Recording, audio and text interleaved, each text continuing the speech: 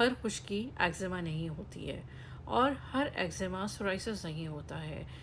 खुश्की को, एक्जिमा को, डैंड्रफ को, ये 3 डिफरेंट चीज़ें हैं और इनके लिए मैं आपको कुछ थोड़ी सी बातें बता सकती हूँ जिसमें आप डिफ्रेंशिएट कर सकते हैं। एक्जिमा क्या है? नॉर्मली एक्जिमा क्यों होता है? यह स्किन का रिएक्शन होता है। Reaction to creams, reaction to leather, reaction to lipsticks, reaction to hair dye, इन तमाम चीज़ों से हो सकता है कॉमनली। और इसमें क्या होता है? स्केल्स होंगे, रेडनेस होगी, इचिंग होगी, समटाइम ज़्यादा सिवियर होगा तो ऊजिंग हो जाएगी, यानी उसमें गीला गीला सा होगा, कभी खून निकलना शुरू हो जाएगा। This is called eczema. और ये क्या है? रिएक्शन है। सोराइसिस एक ऑटो इम्यून डिजीज़ है। सोराइसिस में क्या होगा कि स्किन थिकन हो जाएगी, स्किन की जिल्द जो है ऊपर की लेयर वो तेज़ी से बनना शुरू हो जाएगी। नॉर्मल स्किन कितने दिनों में बन रही है? एक रफ आइडिया के मुताबिक 28 दिनों में।